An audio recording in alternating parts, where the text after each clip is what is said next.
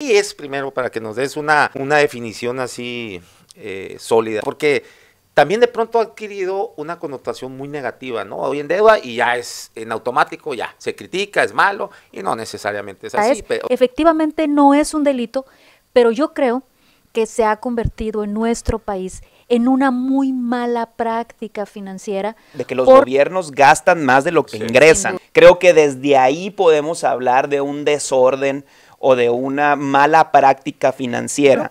Podemos ver en los listados de obra que se anexan para la solicitud de contratación de deuda un montón de ejemplos de que para lo que se está solicitando deuda no es inversión pública productiva. Y en realidad se habla poco en los medios, hacemos pocas mesas de análisis sobre eso, está como que al calor así de la discusión y ya cuando una vez que pasa, vamos, o sea, no le alcanza, no solamente a Hermosillo, a prácticamente ningún municipio, con lo que ingresa para poder solventar toda la gran gama de problemáticas de servicios municipales, ¿no? El gran cúmulo de problemas que afectan directamente a la ciudadanía y que están en el top of mind de la ciudadanía, siempre son los problemas municipales. ¿Qué chingados tiene que ver con un municipio que andes inventando una dirección de desarrollo económico? Ya es federal, ya tienes esta... No, por ejemplo, este tema de utilizar el censo del 2000 y no del 2020 ya fue observado por Auditoría Superior de la Federación, pero la oyeron como oír llover y entonces echan la bolita de, es que así me lo mandó el Ejecutivo, y el Ejecutivo, es que así lo votó el Legislativo, y en el tú y yo y tú,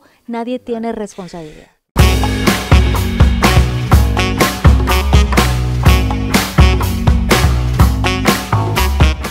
Bueno, estábamos conversando aquí con la futura abogada Natalia. Cuando te metas en una bronca vas a saber a quién hablarle. Yo ya sé hasta en qué despacho va a litigar. ¿Ah, sí? Ya, pero no puedo decir. Ya pedí chamba ahí. Ya pidió chamba y le dijeron, claro, que con las puertas abiertas. Bueno, Natalia Rivera y Daniel Rivera, gracias por estar de nueva cuenta acá en la mesa.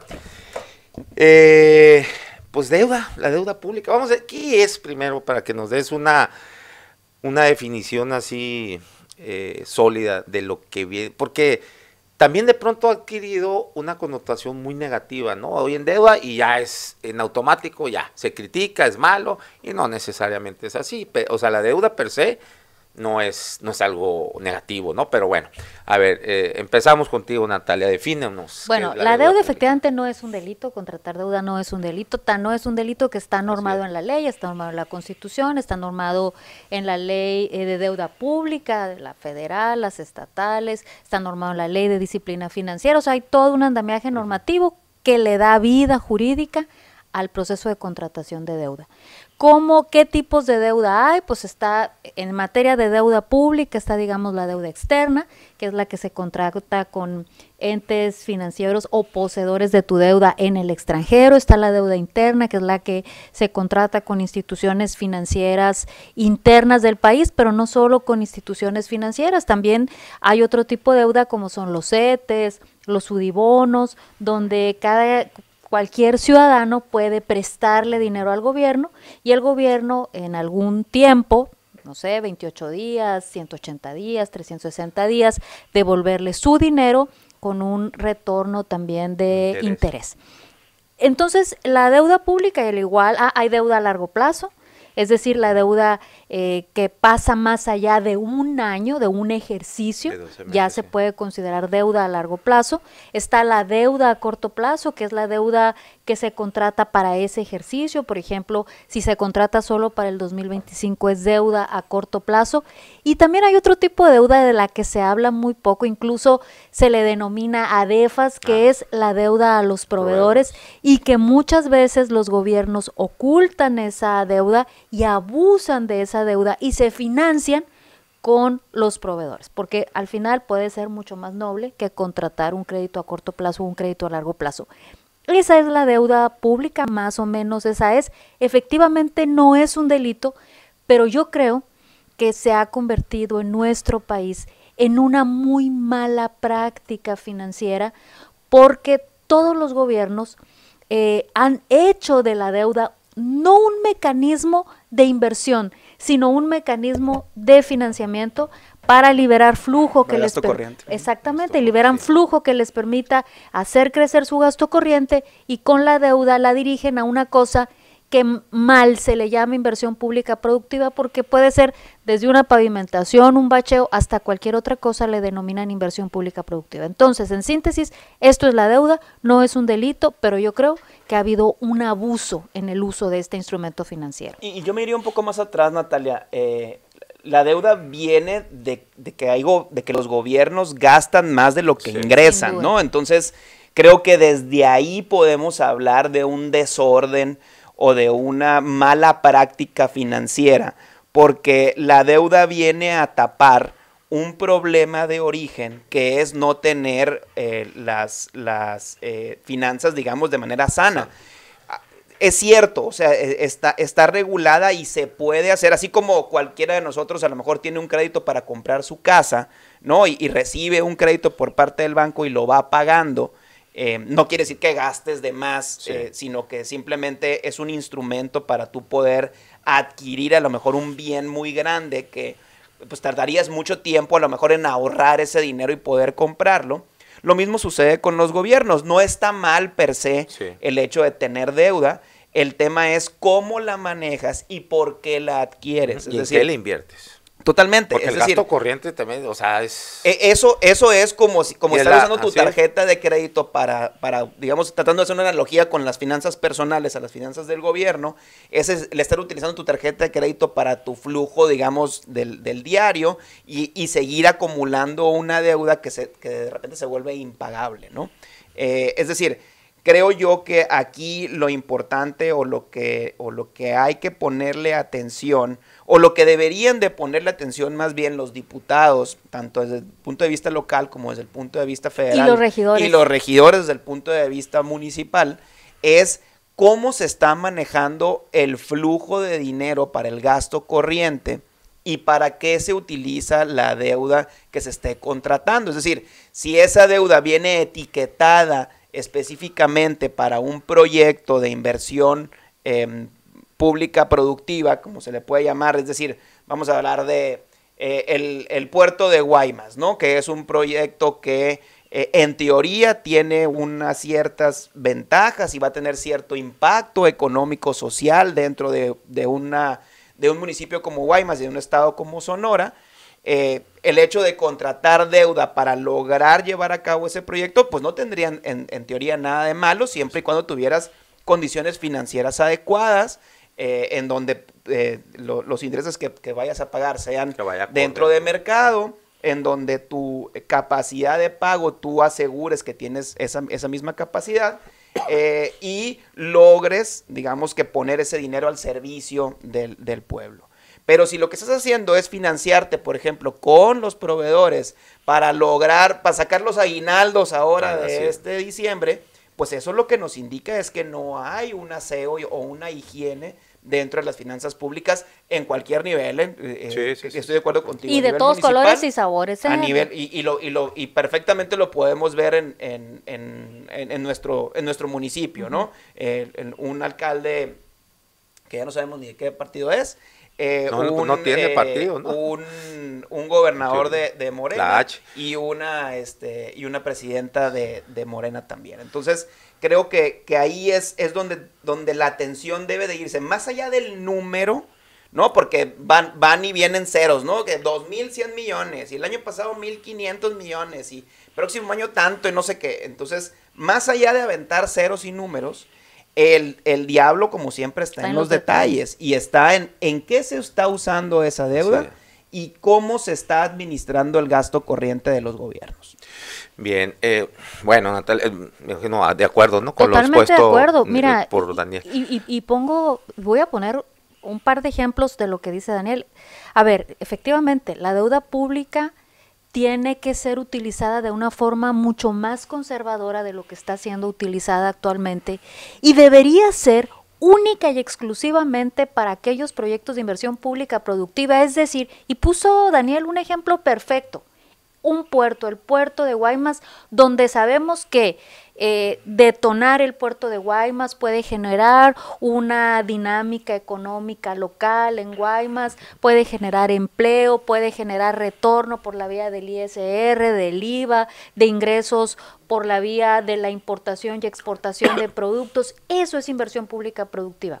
Yo quiero poner un ejemplo, y voy a poner un ejemplo del gobierno en donde yo trabajé, de qué no es inversión pública productiva, y hacia allá han estado dirigiéndose en muchos casos la deuda pública. Voy a poner el ejemplo de Quino Mágico. Quino Mágico es un parque que sonaba que podía ser inversión pública productiva, porque en teoría el parque iba a ser autosostenible, se iba a cobrar para que los ciudadanos pudieran hacer uso del parque, y entonces el parque iba a sostenerse con el ingreso propio, y eso iba a generar pues una dinámica local de turismo, etcétera. Pues eso no sucedió. Parte de deuda que se contrató, se construyó el Quino Mágico. Al tiempo el propio gobierno municipal dice: no puedo sostener Quino Mágico, no se sostiene solo, las finanzas municipales no dan, va y se lo avienta al gobierno del estado, el gobierno del estado lo recibe y dice el gobierno del estado: pues ¿qué hago con esto? Finalmente termina en las manos de un privado, en la figura pública que existe jurídicamente de la concesión. Y como este ejemplo podemos ver en los listados de obra que se anexan para la solicitud de contratación de deuda, un montón de ejemplos de que para lo que se está solicitando deuda no es inversión pública productiva, no encaja en el concepto, y al final solamente será gasto que se habrá de acumular a los casi 18 billones de pesos, 18 billones de pesos que debe el gobierno de México en su conjunto, gobierno federal, estatales, municipales. Esa es la deuda que se ha ido acumulando por este mal uso irresponsable de la figura de la deuda pública. Oye, y ahí me gustaría también señalar o poner el dedo en la llaga, en el sentido de, pues para eso existe nuestro sistema, diferentes poderes, ¿no? El tema de tener un poder ejecutivo que se encarga de gastar el dinero, ¿no? Y también de recaudarlo, que esté solicitando deuda y que no esté haciendo buen uso de ella. Bueno, vamos a irnos más atrás, como decía ahorita, que no esté haciendo buen uso de sus finanzas en lo general, y por lo tanto una consecuencia de eso es la contratación de deuda en muchos casos. Pero la deuda que es de largo plazo, toda deuda que sea mayor a un año la tiene que autorizar el Congreso del Estado. Entonces, hay que señalar también que hay una responsabilidad por parte de los diputados en ese sentido. Y también yo me iría un poquito más para allá, en la sociedad, específicamente en los medios de comunicación, que no señalan, por lo menos vamos a decir los grandes o los que tienen una presencia mayor, no señalan este tipo de malas prácticas, tanto legislativas como financieras por parte del Ejecutivo. Es decir, sería responsabilidad también de todos nosotros como sociedad, de cámaras de empresariales, cámaras de comercio, todos estos think tanks que últimamente han estado presentes en la sociedad, llámese Hermosillo Como Vamos, llámese Mexicanos contra la Corrupción, etcétera, todas estas organizaciones, vamos a poner entre comillas, de la sociedad civil, a ver si no se que corta deberían la comunicación con eso de Mexicanos con la corrupción. ¿Por pero qué? Bueno, está muy penada ese nombre para nosotros los que todavía somos seguidores de algodón. Como no me lo recuerdas porque entonces, es viernes, se vale. Me parece que es cierto, es viernes y no hubo cervezas. Es que no es mesa de pregopeo porque... ok. No quisiste molestar al Vinco, pues que... ¿Cómo? Al Vinco. No, el Vinco sabe otros temas, pero de estos no. Entonces me parece que ahí es una responsabilidad compartida, y creo que es importante señalarlo, en donde, sí, obviamente el principal responsable es quien malgasta y quien pide el dinero, pero también tiene responsabilidad el que se lo autoriza, y también tenemos nosotros responsabilidad como sociedad de no estar atentos y de no señalar estas malas prácticas financieras y legislativas. Sí, incluso, pues, siempre el tema, bueno, si no el más importante, sí debe ser de los principales temas, es cuando viene la discusión de los proyectos del presupuesto, tanto de ingresos como el de egresos, y en realidad se habla poco en los medios, o sea, hacemos pocas mesas de análisis sobre eso, hablamos poco, o sea, está como que al calor así de la discusión, y ya cuando una vez que pasa, vamos, o sea, ya todo el mundo, o sea, creo que el número, ¿no? O sea, como que lo importante es el número, sí. ¿Cuánto ha subido? Y si hay algún tema que genere grilla. Este año? Sí, o sea, ese tipo de cosas son las que llaman la atención, o las que los medios de comunicación señalan, sí, pero por encima, pues, nada más por ahí, o sea, es lo que se ve, pero no hay detrás, bueno, ¿y por qué se está contratando más deuda? ¿Es para proyectos específicos o es porque alguien no supo manejar el dinero y empezó a gastar más de lo que estaba ingresando? Pues. Antes de entrar porque me gustaría también ahí entrarle pues en lo que podamos, porque nos van a quedar como unos 20 minutos, yo creo que el Daniel Rivera tiene que salir volando al 5 para las 2, pero sí. Antes de eso, ayer para tocar este tema que me parece importante que definir que sería una deuda con inversión productiva y que no, porque hay muchas cosas que sí lo parecen ser en obra pública y que realmente pues no lo son tanto. Y es que ayer que hablaba con Natalia Rivera para ponernos de acuerdo con el tema, salió ahí el tema, por ejemplo, de es que Hermosillo ya es la ciudad número 1 en deuda, estaba detrás de Tijuana. Entonces yo le comentaba a Natalia, bueno, pero la deuda de Tijuana, ¿sabías en qué estaba invertida? Y ya se pagó, y hicieron una especie de, hicieron ahí todo un convenio con Cemex y resolvieron gran parte del problema de bacheo. Entonces me decía Natalia, para mí sí es una obra productiva, ahorita expongo mis motivos, pero Natalia me decía, es que esa no es obra productiva, en tapar los baches, eso se debería generar, se debería de resolver con la propia generación de recursos de los municipios, ¿no? Que son los más afectados, sí, ¿no? En el sentido de que son los que menos ingresan, pues. Pero cuando ya tienes un problema, así ese tema como lo hay en Hermosillo, y en casi todos los municipios de México, el problema de las calles pues es muy recurrente en casi todo el país, ¿no? Por ejemplo, aquí se necesitan 6,000 millones de pesos, era lo que estaba presupuestado al término del periodo de Célida López. De hecho, ella traía un enfoque así como el de Tijuana, y luego es cuando cae la pandemia, y ya después, pues incluso lo iba a llevar a votación popular, y ¿cómo le llaman? Una consulta ciudadana. Y se vino lo de la pandemia y bueno, quedó atrás eso, iba a licitar, ya estaban listos de Cemex, Apasco y el Holding es el otro, ¿no? Bueno, cementeras, pues, ¿no? Que iban a licitar esto, pero ahí quedó, no cayó la pandemia, ya no se volvió a saber nada, y entonces lo que estaba proyectado eran 6,000 millones de pesos, y son esos famosos 6,000 millones de pesos cuando el presidente y tu nieve, ¿qué la quieres? Le dice, ¿no? Bueno, cuando se genera un problema así, pues, ¿qué haces? ¿Cómo lo resuelves? Porque sí es una cuestión que tiene una afectación para la ciudadanía y puede ser directa en el bolsillo, porque los carros pues se te averean ahí, ocurren accidentes, en fin. A mí me parece que sí es, ahorita pues ya tú nos das, ¿no? Y la experta, bueno, eres tú, pero me parece que en cierta medida sí es una inversión productiva. ¿Por qué? Porque pues para atraer inversión, según el nivel de inversión que vas a traer, pues cómo presentas tu ciudad, pues en condiciones que parecerían que están en guerra, ¿en dónde están ahorita? En la franja de Gaza, algo que le caen bombas, creo que es a lo mejor un ejemplo banal si quieres, pero que sí importa, pues, ¿no? La apariencia que tenga una ciudad para alguien que le interese invertir en tu ciudad y viendo qué nivel y qué tipo de inversión, pues sí va a requerir una ciudad que le sea atractiva, ¿no? Entonces, en ese sentido creo yo que sí tienen esa cierta importancia en cuanto a inversión productiva, pero bueno, no sé, a ver, ¿qué nos puedes decir? Yo creo, Aarón, lo que planteas hace mucho sentido y suena muy lógico. El asunto es que cuando se toman decisiones desde el gobierno, son decisiones que se deben de tomar con muchísima seriedad, por dos razones. La primera es porque no estás decidiendo sobre dinero que es tuyo, estás decidiendo sobre un dinero que es de otros.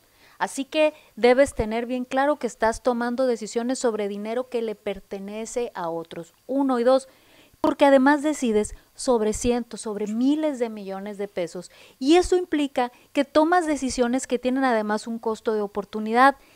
el hacer A implica que vas a dejar de hacer B. Entonces, cada decisión que tomas, cada peso que tú dices, voy a invertir 240 millones de pesos en 2 parques, significa que esos 240 millones que vas a invertir en esos 2 parques a la vez van a tener un costo de oportunidad. Es real este ejemplo, es ¿no? real. Es la deuda. Estoy poniendo un ejemplo realísimo. Vas a dejar de invertir 240 millones de pesos en la rehabilitación de la red de drenaje, suma cero, pues, ¿no? En la rehabilitación de la red de distribución de agua, que por cierto, pues tiene pérdidas que pudiéramos pensar llegan hasta el 40%, pérdidas físicas. Entonces, es muy serio el análisis que se hace. Por eso, cuando ponen sobre la mesa si pavimentar es inversión pública productiva o no, lo que tienes que considerar son 3 cosas. La primera, ¿dónde es productivo pavimentar? ¿Es productivo pavimentar? ¿Dónde? ¿Dónde vas a poner un parque industrial y vas a traer a un montón de inversionistas si quieres que tu ciudad se vea sexy para la inversión? ¿Vas a pavimentar dónde? Bueno, pues traes una política pública de integración de zonas de altísima marginalidad y entonces quieres hacer una gran inversión para generar una infraestructura de calidad que permita que esa parte de la sociedad marginada se integre, o vas a invertir en conectar infraestructura, no sé, el ferrocarril con el aeropuerto, con un hub de distribución del sector aeroespacial o automotriz. Es esa la lógica que debe estar. Pero si solamente la quieres para un programa de bacheo, porque quieres liberar flujo para dedicarlo a asesorías o para dedicarlo a viáticos o para dedicarlo a gastos que no son esenciales, creo que ahí estamos frente a un problema. Quien toma decisiones debe sentarse con el presupuesto enfrente, establecer prioridades, decir cuáles son las prioridades de tu administración. Las prioridades de tu administración no deben ser muchas porque el que mucho abarca poco aprieta, y sobre esas prioridades reducir flujos, recortar gastos, recortar gasto corriente, establecer, yo siempre he dicho, la ciudad debe tener un fondo de mantenimiento de la ciudad, de tal suerte que esos bacheos surjan de ese mismo fondo de mantenimiento que debe ser no menor al 10%. Este año el presupuesto de ingresos es de 7,000 millones de pesos. Tendríamos que pensar en un fondo de mantenimiento de 700 millones de pesos. No, la verdad es que sí, eso sí hay que reconocerle al Ayuntamiento de Hermosillo. Tiene una muy eficiente política de ingresos y eso yo se los reconozco públicamente. Estamos hablando de que aumentó alrededor de 2,000 millones de pesos. La flor es buena. Y tienen a ambas y la directora de ingresos también tienen un equipo competente. Pues sí, también es hasta cierto punto, ¿no? Fácil cuando aumentas cada año, por ejemplo, el predial. Hay muchas quejas de eso, ¿no? Pero bueno. Pero entonces, a lo que vamos es, te sientas frente al presupuesto, estableces prioridades, recortas gasto corriente, haces del mantenimiento un gasto corriente. Cuando tú pintas tu casa, la redecoras, le tapas aquí y allá, no lo consideras un gasto de inversión, forma parte del gasto corriente de tu casa. Y entonces estableces un programa estratégico de qué es inversión pública productiva y qué le va a redituar a tu ciudad en materia de desarrollo social o desarrollo económico y que se va a ver impactado a corto plazo. Entonces, los parques, ¿no? Yo pondría ahí nomás un asterisco en el tema de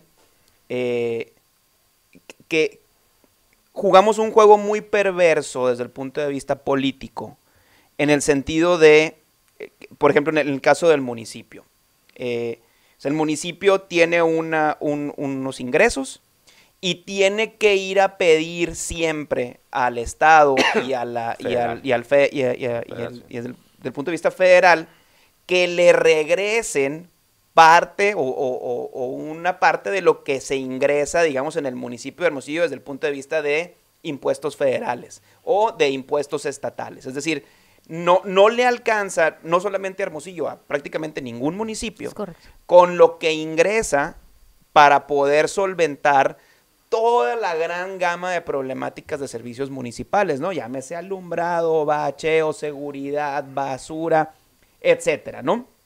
Recordemos que cuando nosotros abrimos la puerta de nuestra casa, lo que vemos o de donde recibimos quejas siempre es del punto de vista municipal, siempre es el tema de la policía, siempre es el tema de basura, de la drenaje, basura, siempre es agua. el tema del bache enfrente de tu casa, que se fundió una lámpara del alumbrado público. Entonces, los problemas del día a día, el gran cúmulo de problemas que afectan directamente a la ciudadanía y que están en el top of mind de la ciudadanía, siempre son los problemas municipales.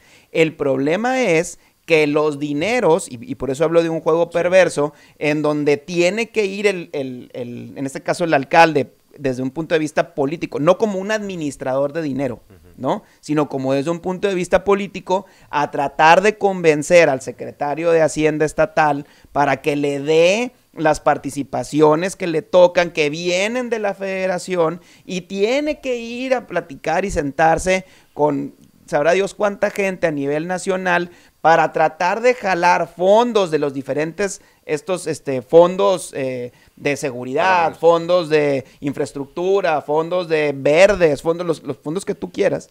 Entonces se juega un juego perverso en donde se convierte en un tema político más que de una administración. Entonces creo yo que ahí, si bien estoy de acuerdo contigo que los municipios deben de tener estos fondos y deberían de manejarse desde un punto de vista más como de un administrador de ciudad independiente de un tema político, creo yo que sí es necesario poner el dedo en la llaga y señalarlo, que es un problema de nuestro sistema fiscal federal, de nuestro pacto fiscal como tal, en donde no hay municipio que se salve, o sea, todos sufren de la misma condición y de los mismos problemas. Sí, sin duda lo que dice Daniel, y aquí voy a poner una cosa sobre la mesa. Lo que dice Daniel es de muchísimo sentido común y es muy correcto. Efectivamente sí hay que meterle la mano a la ley de coordinación fiscal, porque definitivamente el municipio, que es donde está el mayor reclamo del ciudadano, es el que menos recursos tiene. Pero si a esto le sumas, y esto está sucediendo en Hermosillo hoy, y tiene décadas, tiene décadas sucediendo. La ley de coordinación fiscal, los artículos 2 al 6, tiene fórmulas complejísimas que dice cómo deben hacerse las distribuciones de las participaciones. Y ahí en todo momento aparece como una parte de las ecuaciones la información que ofrece el censo, el último censo. Es decir, es vital para los municipios cuánta gente tienes para que te asignen recursos. Si tienes 500,000, te asignan recursos considerando que tienes 500,000. Si tienes 1,000,000, considerando que tienes 1,000,000. 2000, ¿no? Aquí lo hacen con el censo del 2000, cuando teníamos 600,000 habitantes, pues, porque quieren, pues sí. porque quieren, y porque pueden, y porque no pasa nada.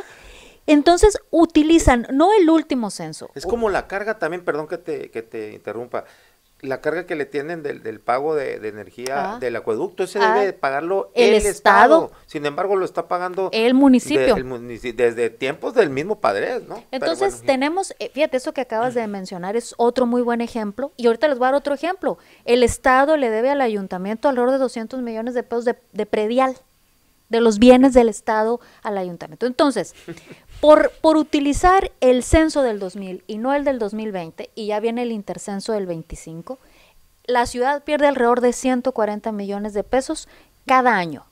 2, por tener que pagar el acueducto cuando el origen, el primer convenio establecía que lo debía pagar el gobierno del Estado, estará perdiendo más de 100 millones cada año. Por la vía de los prediales, pues está perdiendo otro tanto. Entonces, no solamente es que tenemos hay que meterle la mano a la ley de coordinación fiscal, sino que además existe en la práctica un abuso de parte de un poder mayor, que es el Estado, frente a un poder menor, que es el municipio, porque siempre está la lógica de, pues no te pelees con el cocinero, porque sabes que ese poder pues tiene muchas posibilidades de afectarte. Y te puede amarrar las participaciones, o sea, desde un punto de vista, te las puede jinetear, pues, ¿no? O sea, los municipios, grandes, chicos, medianos, tienen que ir, o sea, tienen que convencer o tienen que formarse en la fila para que les den las participaciones federales. La ley dice 5 días y en teoría debía ser muy penado, pero también debía ser muy penado, por ejemplo, este tema de utilizar el censo del 2000 y no del 2020, ya fue observado por Auditoría Superior de la Federación, pero la oyeron como ir llover y entonces echan la bolita de, es que así me lo mandó el Ejecutivo, y el Ejecutivo, es que así lo votó el Legislativo, y en el tú y yo y tú, nadie tiene responsabilidad. Bueno, leo algunos comentarios antes de ir a algo que incluso tú lo tenías en tus propuestas de campaña, que bueno, ahorita lo menciono. Dice Dante Galván, información y diálogos que encienden con Aarón Tapia. Eso, Dante, Jesús saludos. Octavio Enríquez. Hay que revisar el presupuesto de egresos 2025 para analizar el porcentaje del déficit, ingresos contra gasto, correcto, sea razonablemente manejable y si la deuda contratada está cubierta a corto plazo. No es a largo. Es a largo plazo. Vale comparar al gobierno del estado con el municipio de Hermosillo, por ejemplo. Lo dicen acá, quisiera escuchar una pequeña opinión sobre la desaparición del FOBAPROA. ¿Cómo está eso? ¿Saben algo de eso? No, pues, pero platíquenos y nos metemos a estudiarlo, yo claro. Escuchado por acá, otro Dante dice, buenas tardes a todos. Alexis, vamos, Tiburón Descalzo dice, han hecho de la deuda pública un mecanismo de rescate y ahí se van ad infinitum. Oye, ojo, que el tema de la deuda también es un gran negocio. O sea, en el sentido de que por ahí se baja bastante dinero. Mira, lo que dice Daniel es muy correcto. Hay dos cosas aquí que yo recojo de los comentarios. La primera es, no puede haber déficit. La ley dice que los presupuestos tienen que presentarse neteados y eso también genera un gran vicio, porque se presentan ingresos ficticios para poder netearlos con el egreso. Tú sabes que cada año traes embalado un gasto, digamos, de 5,000 millones de pesos y tus ingresos no dan, pues presentas ingresos ficticios, incluso los financiamientos se presentan como ingresos, de tal suerte que cumplas la ley de disciplina financiera que dice que los presupuestos deben estar neteados. ¿Y qué sucede en el año? Que tu presupuesto de ingresos será ficticio y entonces hay que ayudarte ¿de qué? De los cortos para poder sacar el gasto de ese año. Y lo otro que dice Daniel, fíjate que la ley de disciplina financiera tuvo una reforma, una modificación en el 22, pero antes decía que podías tener hasta el 3% como otros gastos. Entonces, si tú refinanciabas una deuda de 20,000 millones de pesos, el asesor de ese proceso se podía ganar la friolera de 600 millones de pesos. Efectivamente, por muchos años eso ha sido un gran negocio. El 22 se modifica la ley. Y en lugar de que sea el 3%, se cambia al 0.15. Sin embargo, se excluyen de ahí los honorarios de quien asesore el proceso. Esos quedan aparte, por lo tanto, ni tienen límite hacia arriba, ni tienen límite hacia abajo y salen de otra bolsa. Y se vuelven mucho más invisibles que antes que los veías. El costo real del gran negocio que es refinanciar o contratar nueva deuda. Ese no sabía que no lo contemplaban ahí. Ese es una marrullería, ¿no? A todas luces. Ahora, antes de que para finalizar, porque ya nos quedan 5 minutos, esta cuestión sí que hablas, Daniel, pues es muy importante y cómo pues tienen que andar ahí casi mendigando el presupuesto y estirando, pero también los municipios, los gobiernos municipales han creado un vicio muy perjudicial, que es querer gobernar, sentirse como un gobierno ejecutivo, cuando los gobiernos municipales son colegiados, por el cabildo es el máximo órgano de gobierno, o sea, es el presidente municipal, síndico y la plantilla de regidores. Y en ese vicio crean una bola de tonterías y que se vuelve un peso burocrático, lo traías en tu plataforma de campaña, Natalia, desaparecer y otras unir ciertas direcciones. ¿Qué chingados tiene que ver con un municipio que andes inventando una dirección de desarrollo económico? Ya tienes federal, ya tienes estatal, o sea, y 115 constitucional, hay que checarlo nomás para darnos cuenta de qué debe de hacer, cuáles son las responsabilidades y facultades de un municipio. No tiene nada que ver con esas tonterías. Bueno, tonterías porque no son facultades y crea una carga burocrática. Otro por ahí, que de ecología, que de desarrollo social, o sea, ¿por qué un municipio tiene que andar con eso? Son cargas burocráticas y además también, pues, se presta mucho, pues, se va disolviendo la lana y el manoteo se vuelve más invisible, ¿no? Ese tipo de eso es, jefe de oficina, cabrón, jefe de oficina de un municipio, o sea, por favor.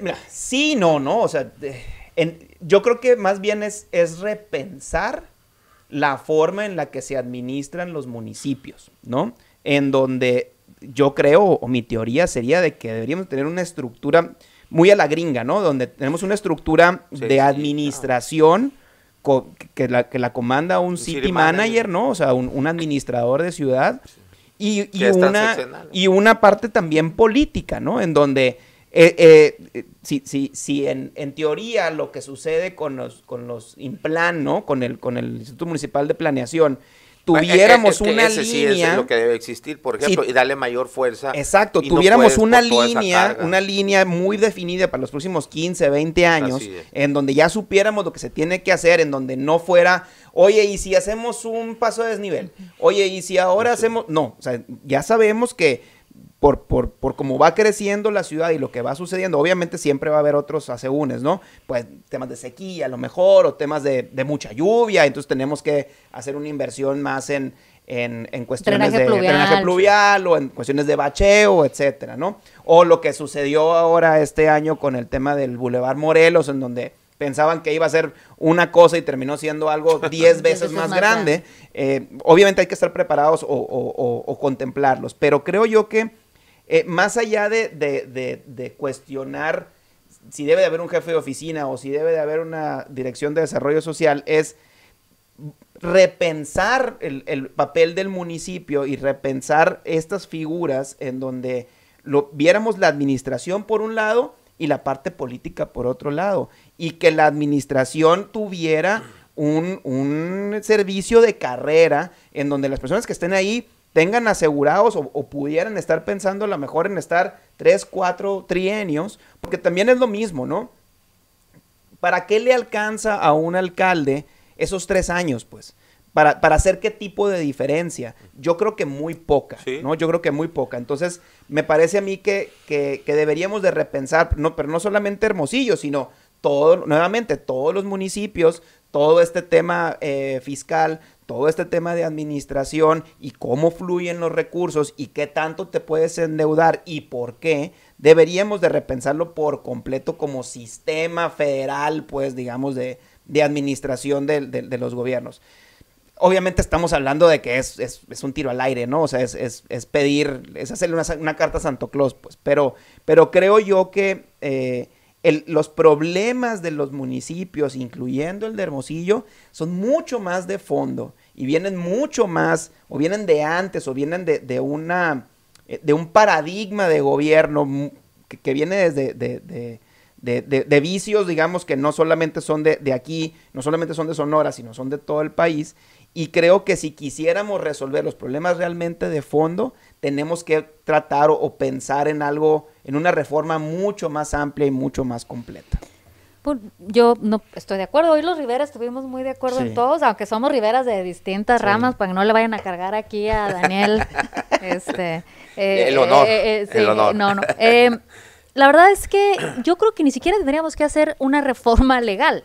Es que tenemos que volver a lo que dice el 115 constitucional. El legislador, el espíritu del legislador cuando redacta el 115 es bien claro. ¿Qué ha sucedido?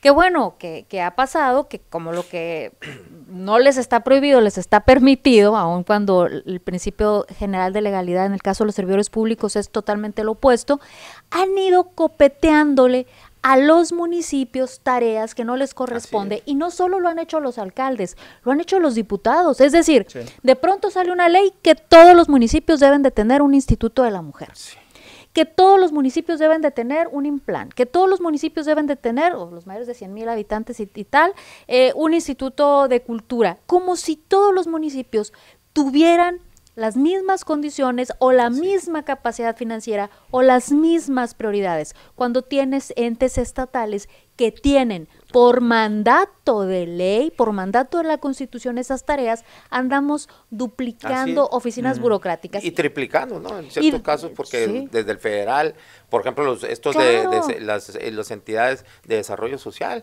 o sea, son 3 las que tenemos. Y el problema, lo decía Max Weber, que lo más cercano a la vida eterna es una agencia gubernamental. Una vez que la creas, es bien difícil. Es bien difícil desaparecer. Correcto, el alemán, ¿viste? Max Weber, porque así se pronuncia, ¿no? Otros nacos dijéramos Max Weber. Pero bueno. Bueno, se nos agotó el tiempo, acá se tiene que ir Daniel Rivera. Sí. Muchísimas gracias, Natalia, excelente la disertación. Aquí, pinche Dani me salió experto también. No sabía que tenía tanto. Soy un estuche de monería. 10 años tienes. ¿Cómo te sale el pozole? No. Pero no sabía que tenías tan identificado todas las cuestiones estas de presupuesto y diste un amplio análisis. Súbeme el sueldo. Eso lo vamos a ver entrando el año. Vamos a ver no vayas a contratar deuda nada más. Bueno, muchas gracias Natalia Rivera, Daniel Rivera, gracias a todos ustedes por la conexión, nos vemos y nos escuchamos el lunes a la 1:00 p.m. Gracias.